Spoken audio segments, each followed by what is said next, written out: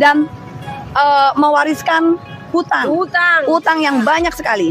Kita awam, orang awam, tidak pernah diberikan pemahaman tentang hutang negara, sehingga yang ada di pikiran kita, hutang, negara berhutang, nanti anak cucu kita akan membayar. Tidak, Pak.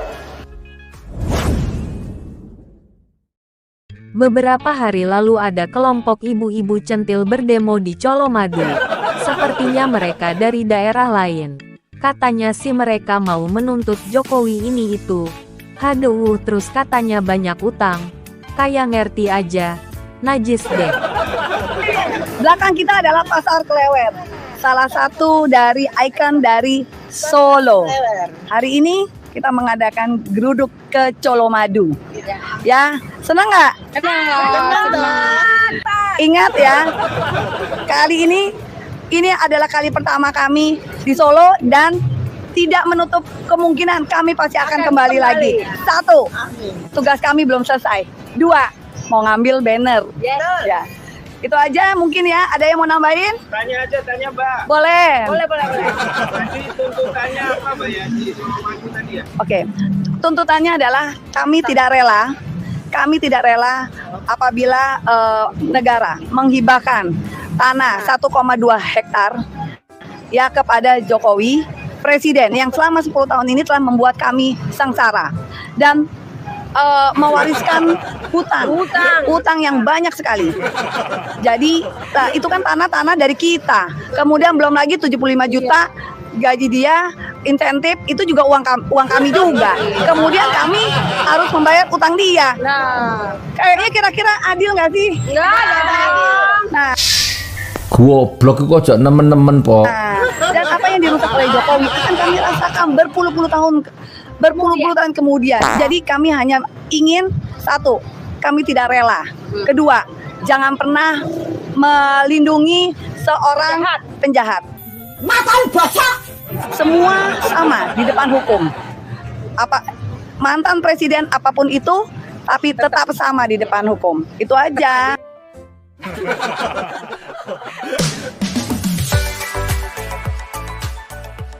Untuk menambah pengetahuan dan wawasan, ini saya tampilkan video Ibu Menteri Keuangan saat menjelaskan utang negara kepada pihak-pihak yang selalu so tahu dan selalu memprovokasi rakyat. Simak ya. Jangan cuman bisa nyinyir, Nora, malu-maluin. Bapak, VT saya banyak loh yang mengungkap tentang hutang negara, ya. Bahkan kalau saya live, saya selalu bahas tentang hutang negara, ya. Mungkin Bapak yang tidak paham tentang hutang negara. Saya akan jelaskan sekali lagi, ya. Mumpung saya lagi ada semangat untuk menjelaskan, supaya apa? Bapak tidak menyebar hoax, ya. Bapak tidak berpikiran jahat terhadap pemerintah, ya. Supaya juga menambah pengetahuan Bapak tentang hutang negara, ya. Mudah-mudahan saja penjelasan saya nanti membuat Bapak agak terbuka matanya, kupingnya, ya, pikirannya, wawasannya.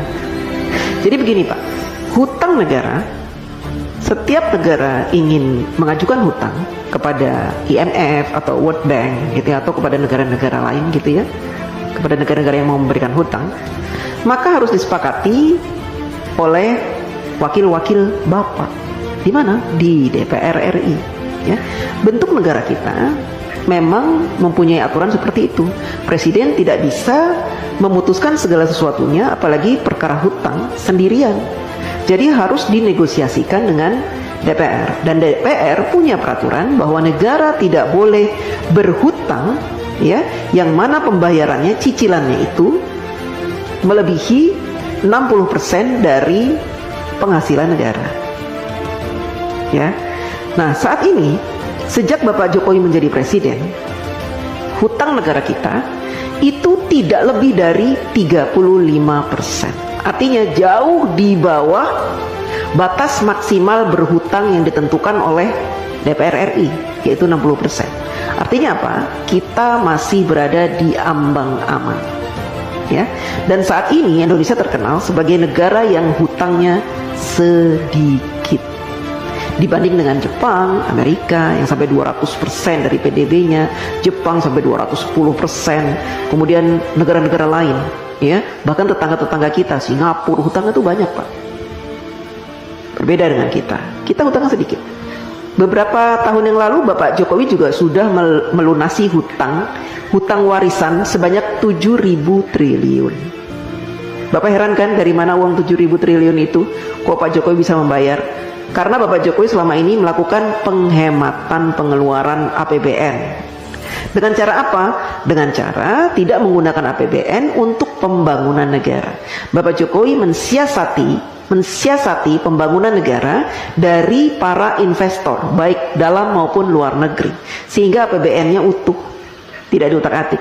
APBN yang ada khusus digunakan untuk kepentingan rakyat seperti subsidi, kemudian bansos, BLT, PKH dan sebagainya itu, Pak.